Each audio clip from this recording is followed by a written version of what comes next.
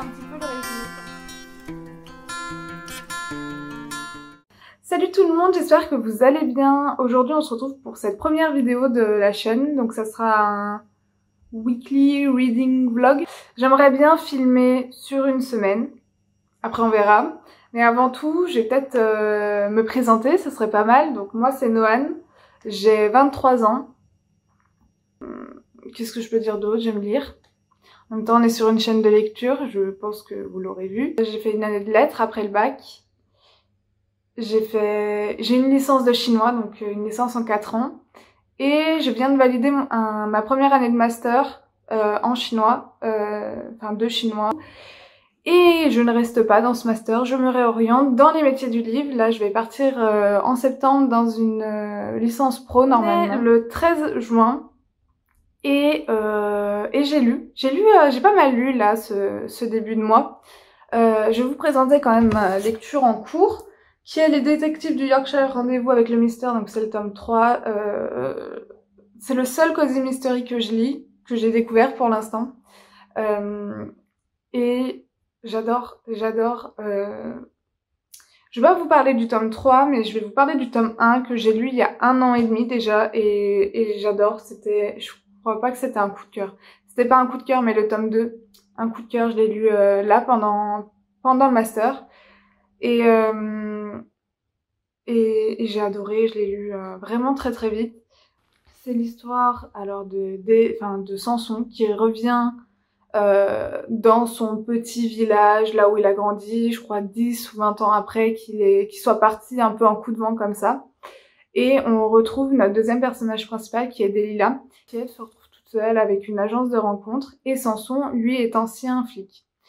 Samson est obligé un petit peu de quitter son emploi, et c'est pour ça qu'il se retrouve dans notre village, qui est Bruncliff. Alors, l'anglais, moi, non. Donc voilà, Bruncliff, bref voilà.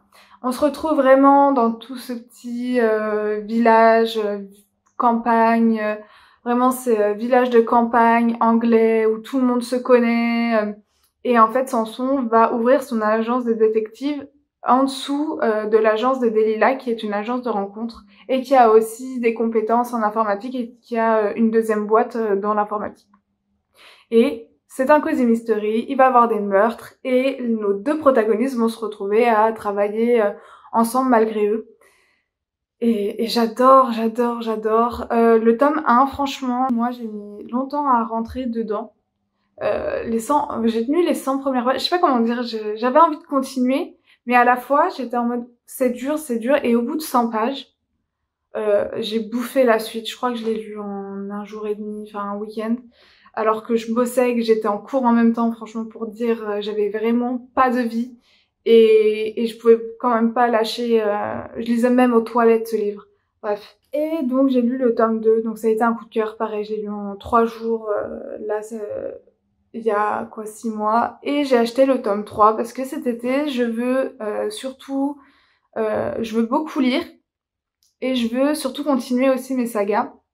Donc voilà. Et j'avoue que j'ai du mal à rentrer dans l'histoire, mais c'est pas par rapport à l'histoire en elle-même, c'est pas par rapport à l'écriture que j'adore.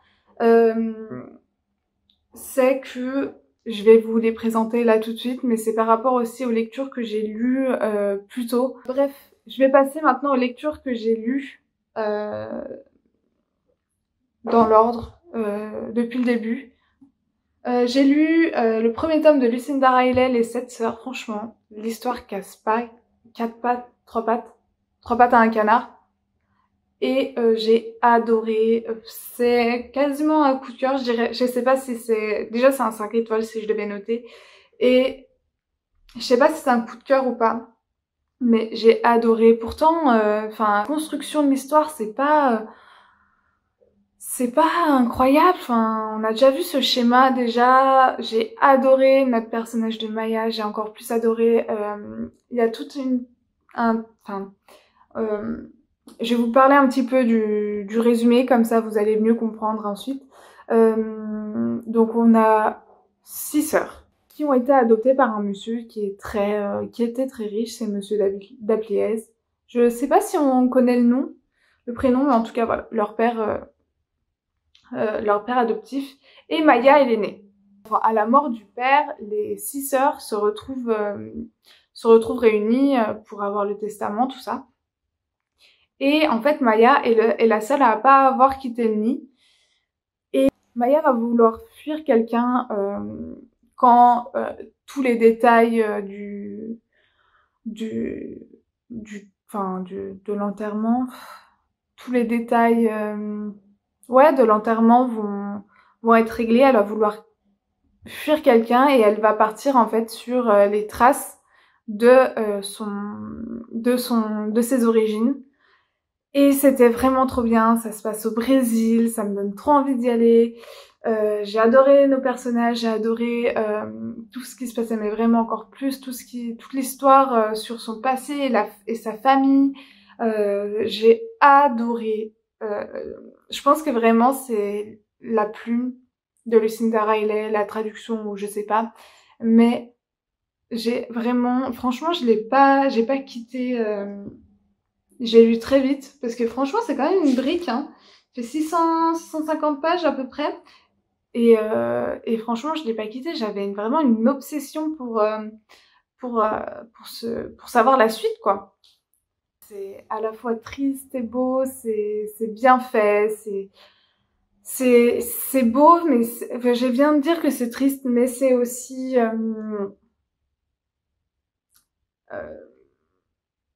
ouais, c'est beau en fait. Voilà, bref, c'est triste et beau, c'est génial. Ok, faut le lire. Faut le lire. Et je conseille, c'est un 5 étoiles pour moi, si je devais noter. Dites-moi si vous aimez bien qu'on note les livres ou pas. Moi, de base, je note pas spécialement. Mais voilà, ça peut vous aiguiller aussi pour faire un choix. Ensuite, j'ai lu un si long après-midi. En fait, c'était pas prévu. C'est juste que pour la fête des mères, je devais emmener ce livre-là. Il me restait quoi, 100 pages. Et on est allé dans la famille de mon copain. On a pris le train. Et je me suis dit, ouais, c'est génial, on va avoir 2h40 de train, je vais pouvoir le finir et tout. Je l'ai oublié à la maison. Donc, j'ai acheté un si long après-midi de Inga Vesper. Et j'ai beaucoup aimé. Je trouve que c'est une lecture pareil. Enfin, je trouve que c'est un peu une lecture sur la plage, quoi. Je sais pas comment dire. On passe un très bon moment avec ce livre. Et d'ailleurs, j'adore la couverture. J'adore. Elle est trop belle. Bref, je vais vous lire un petit peu le résumé, comme ça, j'en dirai pas plus. C'est dans sa cuisine baignée de soleil californien, Joyce rêve à sa fenêtre. Elle est blanche, elle est riche. Son horizon de femme au foyer, pourtant, s'arrête aux haies bien taillées de son jardin. Ruby, elle, travaille comme femme de ménage chez Joyce et rêve de changer de vie. Mais en 1959, la société américaine n'a rien à offrir à une fille noire et pauvre. Quand Joyce disparaît, le vernis des faux-semblants du rêve américain se craquelle. La lutte pour l'égalité des femmes et des Afro-Américains n'en est qu'à ses débuts, mais ces deux héroïnes bouleversantes font déjà entendre leur cri, celui d'un espoir brûlant de liberté. Alors, j'ai beaucoup aimé. Pour moi, ce serait j'hésite entre un 3,75 et un 4 étoiles.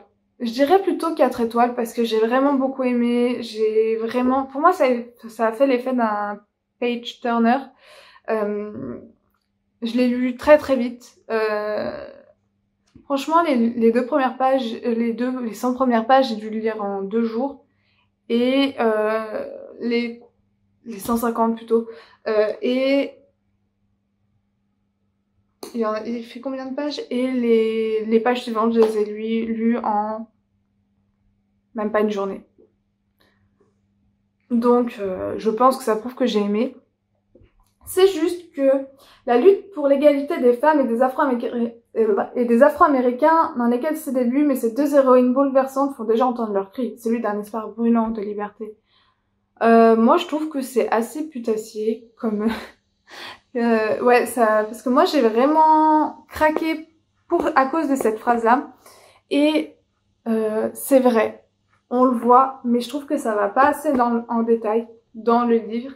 Et je pense que c'est... En fait, On te le fait comprendre, mais je trouve que c'est assez léger par rapport à l'intrigue de l'histoire qui est quand même une femme qui a disparu. Donc on retrouve quand même 3 personnages principaux. Joyce qui a disparu, Ruby et un inspecteur qui va mener l'enquête sur la disparition de Joyce. Et donc l'histoire, l'intrigue, enfin notre histoire se base quand même sur ça, et en fait on voit ok les inégalités, tout ça, on voit la condition des femmes, que ce soit au foyer ou pas, et aussi les femmes qui travaillent, c'est-à-dire comme Ruby, la condition de Ruby en tant que femme afro-américaine dans la fin des années 50. C'était très bien fait, j'ai beaucoup aimé, sauf que moi je trouve que ça allait pas dans le détail, j'en attendais plus du coup avec cette phrase, et je trouve que c'est pas le cas. Faut vraiment l'aborder comme une enquête sous couvert c'est pas une dénonce, enfin je sais pas comment dire, je dirais ça t'expose les difficultés que subissent ces femmes, les difficultés que subissent ces femmes et l'envie de liberté, mais c'est pas le cœur du livre, c'est pas le cœur du livre. Et moi je pensais que ça allait être plus présent, voilà. C'est pour ça que je pense que j'ai pas mis 5, non, je pense que ça vaut 4 étoiles. Et j'ai lu en dernier, donc juste avant ma lecture des détectives du Yorkshire, Le Lizard de Bernard Schlink. Alors, ce livre, je sais pas si je l'aime ou si je le déteste. Clairement, je comprends, il a vraiment une vingtaine d'années, hein. Il est sorti, il me semble, avant les années 2000. 95, 96. 96 en France. Voilà, donc il a presque 30 ans, il a 28 ans. Je comprends que ça ait pu, parce qu'apparemment il a fait un tabac en 96. Je comprends pourquoi. En fait, c'est l'histoire de Michael qui à 15 ans va attraper la jaunisse, et en fait il va être tellement malade dans la rue que il va se mettre à se vomir dessus, tout ça. Et il y a une dame qui va gentiment le prendre, enfin le ramener chez lui pour comment dire, pour le nettoyer, pour nettoyer ses vêtements, lui dire d'aller à la douche et tout ça. On est années 50 il me semble. Et on est on est dans l'après-guerre. Et comment dire, Michael il va devenir l'amant de cette dame, sauf que cette dame a 20 ans de plus que lui. Donc déjà ça c'est étonnant. La manière dont ça se fait, moi ça m'a dérangée. C'est très dérangeant, mais je pense qu'il y a vraiment une volonté là-dedans. Et en fait elle va disparaître. Donc pendant 6 mois ils vont être amants. Et elle va disparaître du jour au lendemain.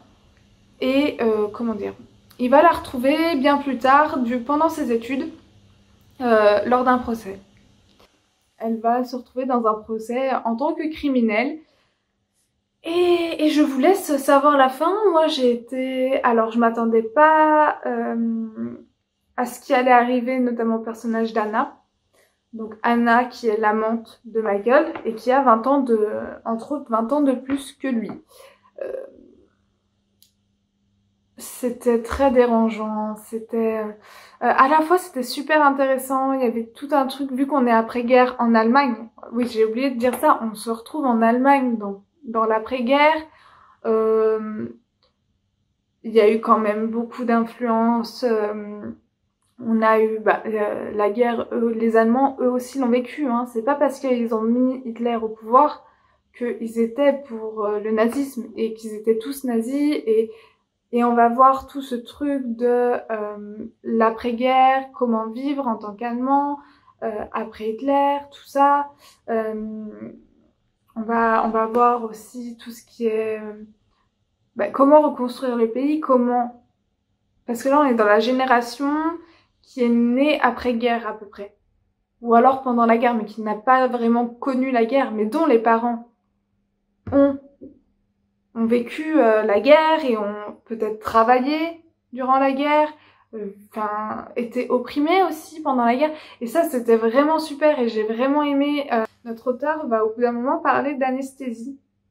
Et en fait, on n'arrive pas, enfin, moi en tout cas, et j'ai l'impression aussi, enfin, que, en fait, on n'arrive pas à s'attacher à nos personnages. Moi, je trouve que le personnage d'Anna est effroyable d'une certaine manière. Et même quand tu aimerais, et même quand tu aimerais peut-être essayer de la comprendre, pas de t'attacher. Moi, pour moi, je peux pas.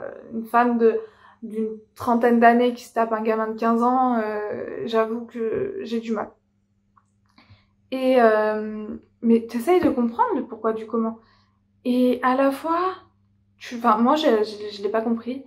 Et je pense qu'il y a vraiment une volonté. Il y a comme un mur, mais même envers Michael qu'on suit, parce que tout est du point de vue de Michael. Et franchement, j'ai bien aimé, et à la fois j'ai détesté nos personnages. J'ai pas vraiment aimé non plus le personnage de Michael. Il n'y a pas de remise en question. Si vous voulez savoir, il n'y a pas de remise en question de la différence d'âge. Voilà. Moi, je pensais que peut-être non. Voilà. Si vous vous attendez à ça et que voilà, peut-être que ça peut vous heurter, que tout ça. Voilà. Moi, je trouve que cette femme est effroyable dans ce qu'elle apporte dans la vie de Michael. Et voilà.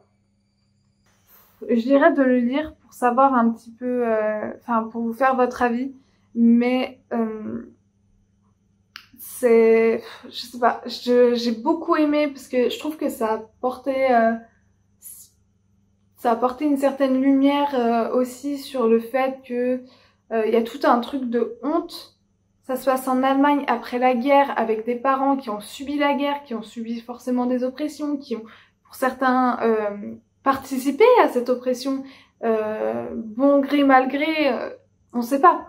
Mais voilà, c'est super intéressant. Il y a tout un truc avec la honte. Comment la génération, donc les enfants, se construisent avec ce sentiment de honte d'avoir permis en fait le nazisme d'un côté, et en fait c'est à la fois, c'est dit sans être dit. J'ai adoré ça, mais nos personnages sont vraiment spéciaux. Voilà, faut pas en fait, c'est un livre qui se lit sans, faut pas le lire en se disant, je vais m'attacher au personnage, parce que de un, tu veux pas t'identifier au personnage. Vraiment, tu veux pas. Et tu peux pas. Donc, franchement, si vous vous identifiez au personnage, faut m'expliquer en quoi. Ce serait vraiment très intéressant. Mais moi, j'ai vraiment pas réussi et j'ai pas voulu non plus, pour le coup. Mais je conseille quand même parce que je pense que j'ai bien aimé. Je lui mettrais, j'aime pas mal noter. Je mettrais entre 3,5 et 3,75 parce que en fait, j'ai pas aimé nos personnages, donc je peux pas mettre genre 4 en mode ouais, c'est génial, nanana. Mais j'ai beaucoup aimé l'atmosphère et je sais plus si j'ai continué sur mon truc. Notre personnage parle d'effet anesthésie. Et qu'il était comme anesthésié, bref, de l'anesthésie. Et en fait, c'est un petit peu ça que je pense l'auteur veut. On est un peu anesthésié par rapport à nos personnages. C'est-à-dire c'est dans ce sens-là. On lit, mais comme s'il y avait une barrière. Vous savez, comme si on était endormi. C'est un peu ce sentiment-là qu'il a essayé de recréer chez le lecteur. Et je trouve que c'est vraiment assez bien fait. Je suis désolée si vous m'entendez pas bien. Il y a ma machine à laver qui tourne. J'ai pas du tout pensé à ça. Et donc, c'est pour ça que j'ai du mal, en fait, à rentrer dans les détectives du Yorkshire, parce que c'est toujours, là je viens de lire 2 histoires où c'est quand même une histoire c'est une enquête pour une disparition, donc c'est pas le fun, et Et ensuite, un truc un peu... ce livre, je vais m'en rappeler toute ma vie, je pense. Il me laisse, et il m'a laissé aussi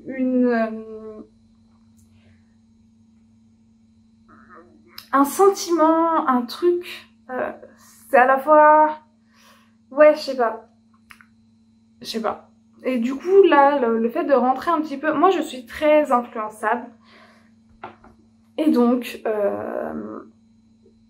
ce que je lis en général, ça va me plomber. Si c'est triste, si c'est bizarre, ou si c'est lourd, juste en termes d'histoire ou d'atmosphère, pas forcément triste, mais lourd, avec des choses qui arrivent là, comme le Bernard Schlink. Et donc là, on va se retrouver ok, c'est cosy, mais il y a quand même toute une histoire de... Là, on se retrouve du coup au début avec la maman d'un des personnages du village. Donc c'est le décès de la maman, on parle de la mort de quelqu'un d'autre, et donc on parle de mort, donc c'est assez triste, et moi je trouve que c'est assez lourd. C'est pour ça que j'ai du mal aussi à rentrer dedans, parce que je pense que j'ai envie d'un truc qui soit un petit peu feel good, quoi. Je vais voir si j'arrive à continuer. Là pour l'instant je suis à 44 pages.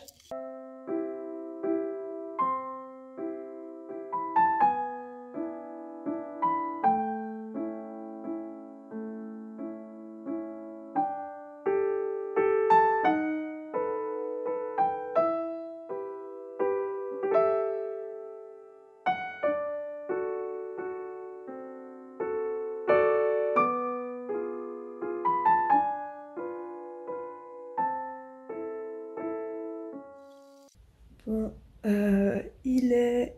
Quelle heure? Il est 9 h du matin. On est samedi, samedi je sais pas combien. Et j'ai fini Les Détectives du Yorkshire, tome 3. J'ai adoré. Il est déjà dans ma bibliothèque. J'ai adoré. J'ai compris tout de suite la fin, mais c'est ce que je disais à un pote. Les Détectives du Yorkshire, je pense pas qu'il faille le lire en mode comme un thriller où tu vas être surpris. C'est vraiment... c'est cosy, tu te laisses emporter, et ok, des fois, enfin au début tu dis ah ça peut être qui, tout ça. Et après quand tu comprends, t'es juste en mode oui, bon bah... Après là j'ai trouvé que celui qui joue du coup Samson, enfin celui qui joue, le personnage de Samson était beaucoup plus lent à comprendre que d'habitude, mais ça m'a pas gêné parce que j'aimais bien l'histoire. Ça s'enchaînait beaucoup plus qu'il y a moins d'épisodes qu'on peut avoir dans le tome 1 et dans le tome 2 où ça coupe et on a vraiment la trame de fond pendant un bout de chapitre. Non, là ça s'enchaîne vraiment. J'ai bien aimé pareil l'enquête. Pour moi le moins bon de ce que j'ai lu est le tome 1, et pourtant j'ai adoré le tome 1, donc voilà. Et j'ai enchaîné hier, enfin vraiment enchaîné, j'ai eu 3 pages de Agatha Raisin, qui a un cosy mystery aussi, mais qui est pas pareil. Là on parle vraiment, apparemment c'est vraiment une vieille peau, Agatha Raisin, et j'ai hâte de découvrir ça. Et voilà. Et ce week-end, du coup, je ne suis pas chez moi à Lyon, je rentre pour la fête des pères. Du coup je suis pas sûre de pouvoir vous reprendre. Déjà je vous ai pas repris pendant 2 jours, mais c'est pour ça que je pense que je vais continuer à filmer jusqu'à lundi, mardi. Tout dépend en fait comment j'avance dans ma lecture d'Agatha Raisin.